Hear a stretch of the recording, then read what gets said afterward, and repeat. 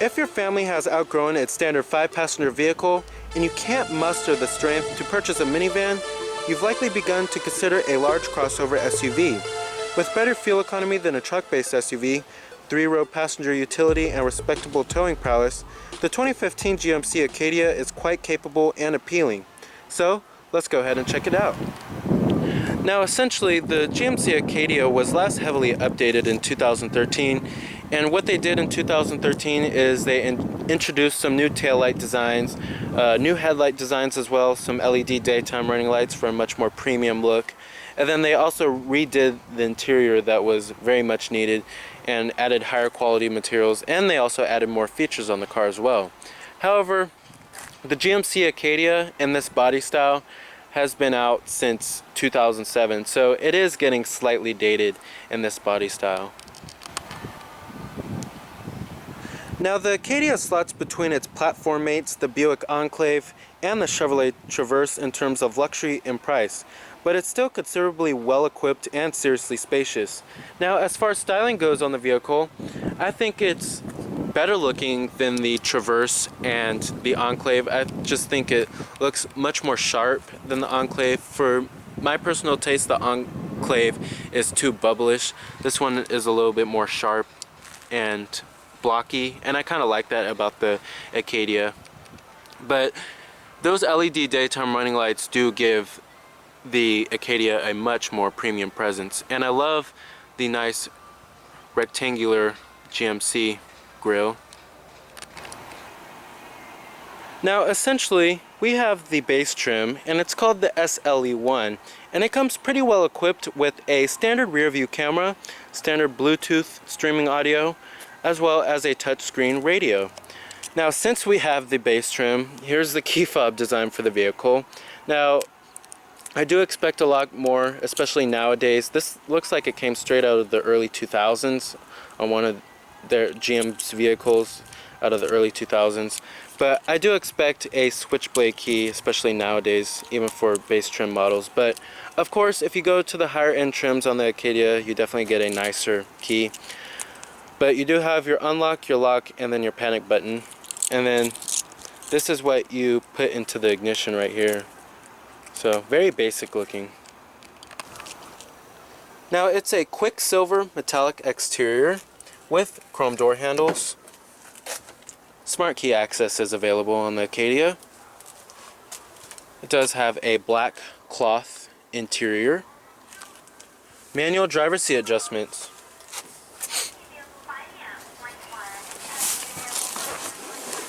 Now, stepping on into the interior, I noticed that the step-in height is a little high compared to some other vehicles, other crossovers. It is a little high for my taste. But the whole interior design looks decently premium here. And when they updated it in 2013, they gave it a much more premium look with this nice stitching that goes around the whole dashboard. Just looks much more high quality than what it used to be before 2013.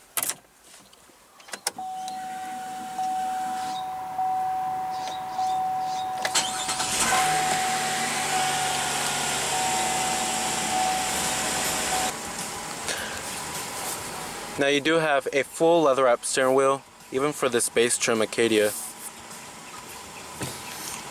Coming to your transmission, you have a 6-speed automatic. Pretty standard stuff here. Manual shiftability too, but don't expect to find paddle shifters. Putting the vehicle into reverse displays your rear view camera, of course, and you do have guidance lines and trajectory. And I'm going to go ahead and turn on the lights and the hazards too. Automatic driver's side window.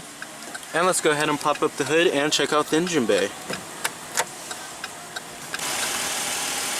Now essentially, there's many safety technologies you can get on the Acadia. Safety technologies such as blind spot monitoring and lane departure warning. They do have these pretty nice looking, handsome 18-inch aluminum wheels. Looks pretty good for the base model. Halogen projector beam headlights. And LED daytime running lights do come standard.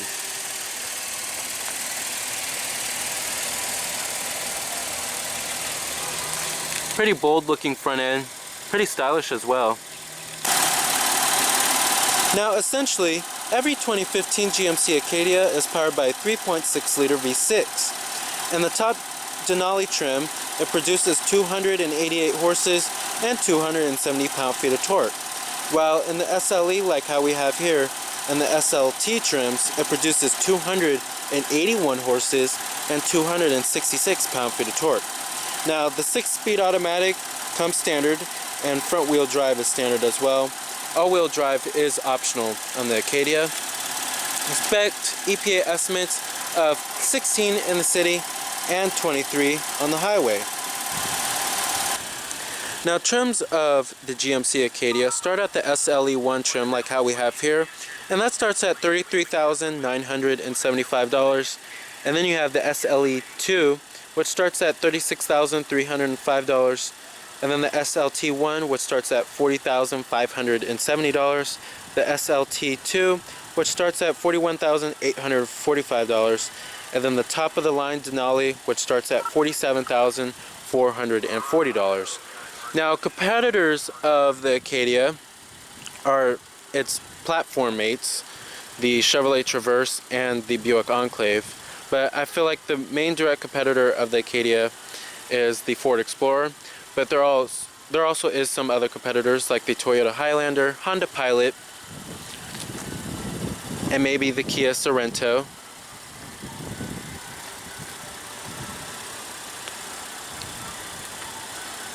As well as the Dodge Durango.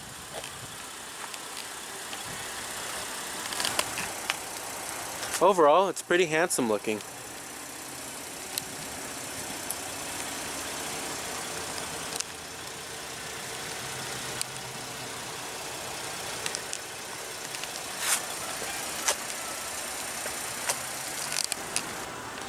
Now, like I said, EPA estimates are 16 in the city and 23 on the highway. Total vehicle price for this particular one is $37,475.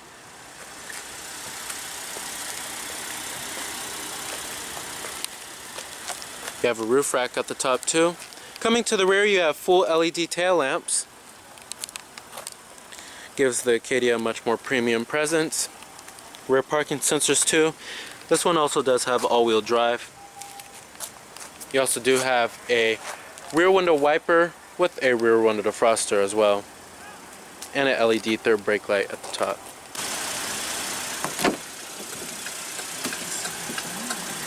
Power windows, your power mirrors, power door locks of course.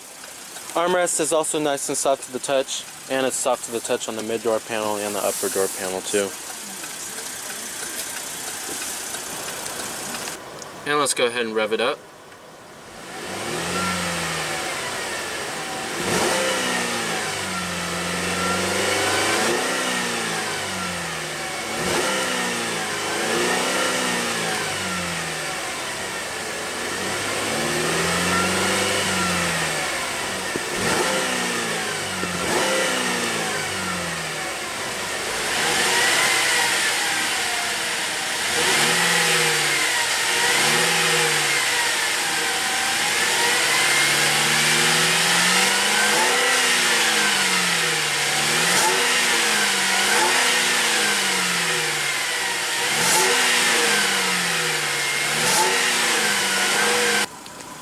Nice.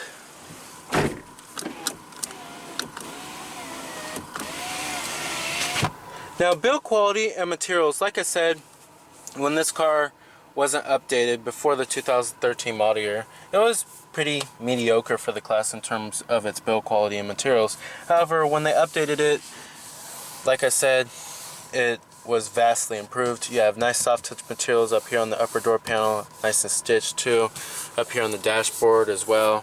Everything almost is pretty nice and soft to the touch, and in the most important places as well. And build quality, I don't find that many panel gaps. Overall build quality is pretty excellent too. Now coming to the steering wheel design, I personally think the steering wheel design is getting a little dated. You have your cruise control buttons over here. Over here you have your steering wheel mounted audio controls and your Bluetooth phone controls. And you also do have a manual tilt and telescopic steering wheel as well. Now coming to the gauges, I love the gauges in the Acadia. I love the red needles and then the white font around them. It gives a very good contrast here. And then the red needles also matches the interior color, like the lighting around the touchscreen radio. And then also over here, this lights up at night too, and it's red. So overall, it looks pretty good in my opinion. Coming to your center stack controls, I don't really think it could get any more simpler than this. You have your AC controls right here, your fan speeds, your temperatures, and your zones, and then your rear window defroster button, your recycling, and then your rear too. Coming down here, you have your tow and haul mode, your traction off button, and then your rear wiper button. Coming down here, you have your power outlet, a USB port, and a little storage cubby right there. Coming down here, you have your cup holders, of course. And then right here, you'll find more storage, little storage cubby right there, and then maybe some coins could fit in there too. Coming right here, you have your center console lid. Feels very solid, nice and stitched, very high quality too. And it slides forward and out. And then coming right here, this also opens up another storage cubby right there. Coming up here, of course, you have OnStar auto dimming rearview mirror too, interior illumination lighting. Headliner is also pretty high quality too. Now, as far as the way the Acadia drives, it delivers a nice balance between secure handling and a comfortable ride. Even so, you're always aware that this is a large, heavy vehicle, and it feels a little more cumbersome in the parking lot and around turns than other three-row crossovers. Now, as far as visibility goes in the Acadia, most three-row SUVs have pretty extremely limited rearward visibility, and the Acadia is no exception. As such, the standard rear view camera is a huge help in the Acadia. And there's a generous amount of glass area in the front, and the outward visibility isn't that bad, but it's really the rearward visibility that's probably going to be a pain. But like I said, a standard rear view camera definitely does help a lot. Now, our base SLE trim doesn't have it, but there is one innovative feature that the Acadia does offer, and that's the front center airbag that inflates between the driver and the right front passenger for additional protection in a side impact collision.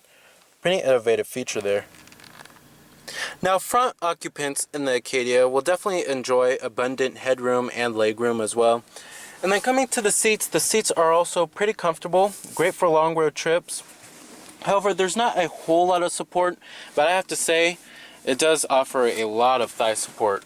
It's actually very comfortable. I could take this car on a long road trip and be very comfortable driving it. Now let's get to the touchscreen radio. Like I said, this is standard right here. The touchscreen has pretty crisp and clear displays here, and the responsiveness is also pretty good too. But basically, you can go to your home button. You have your AM, FM, XM satellite radio, your optical disc drivers right here, and then you have your aux input right there. And you have Bluetooth streaming audio on this bad boy too.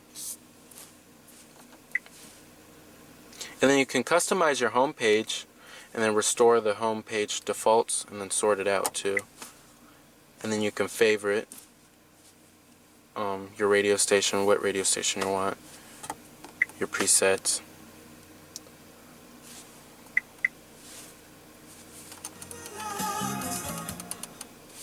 Sound system isn't too bad in this car as well.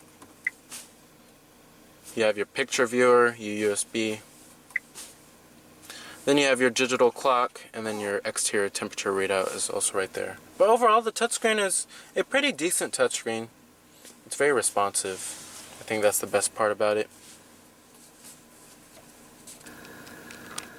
And that little center screen right there is basically going to show you some vehicle information.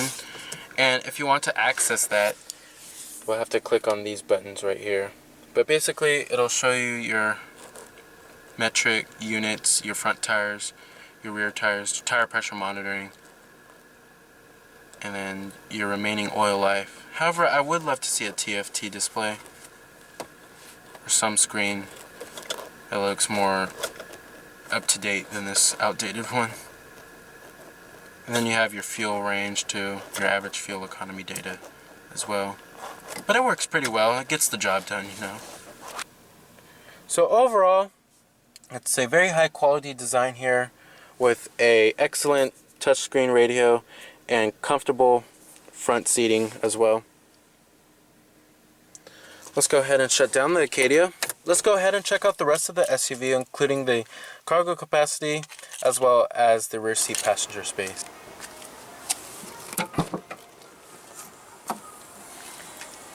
Now coming to the Acadia's cargo capacity, and if this is a top priority for you, the Acadia definitely won't disappoint in this area right here. And it's definitely a leader in the class in terms of its room and its cargo capacity. These rear seats also do fold down for maximum cargo space. You also do have a power outlet back here too.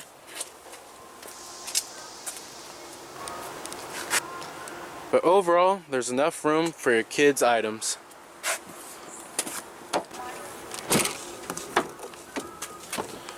Now build quality and materials do follow through in the rear. Still nice and soft to the touch on the armrest, mid-door panel, and the upper door panel too. And nice and stitched as well. So they didn't skimp out in terms of its materials and its build quality. Now, sitting back here, I do have one complaint, and it's the thigh support. The thigh support is nowhere near as good as the front seats. And the seats are decently cushioned. However, I would like to see a little bit more cushion to them. They're slightly firm. But you do have a armrest with cup holders and a little storage cubby, center storage right here. And then coming right here, you have your AC controls for the rear, and then your interior illumination lighting back here. Now, as far as legroom goes, I can't complain about legroom, and that's very important. I have actually the driver's seat all the way back, and this is where my driving position would be at. I'm about 5'11", and I still have a decent amount of legroom, so I'm very comfortable in that regard. Now, you also do have dual map pockets back here too. Alrighty. Now to get into the rear, just pull this right here and then slide the seat forward. Easy as that. Now if you're definitely looking for the most room out of a 3-row crossover large SUV, you're definitely gonna want to get an Acadia, Traverse, or Enclave. Sitting back here in the 3rd row is actually not too shabby, and it's actually better than a full-size traditional SUV. And usually, if you watch my videos, you know that in 3-row crossover SUVs that I'm usually really cramped in the 3rd row, but that is not the case here. This is actually decently sized. And also, the seats are actually not too shabby as well, and they have an okay amount of support for the 3rd row, as well as thigh support too. And there's actually leg room to spare back here. That's how you know it's roomy. And then you also do have a cup holder right here, and then a little storage cubby right here. So overall, if room is a top priority in a 3 large crossover SUV for you, the Acadia definitely won't disappoint in that regard. Alrighty. It's also very easy to get out of the 3rd row. Just pull this and then slide it forward, and it's easy as that. Very easy access, ease of ingress into the 3rd row in the Acadia. Full manual passenger seat. Your glove box compartment, nice and damp too. Pretty high quality. Alrighty. So with a big cargo hold, a comfortable ride, and generous standard features, the 3-row 2015 GMC Acadia meets the need of crossover SUV shoppers. It's one of my top picks. So remember that this is Cameron Birch from Cameron's Car Reviews.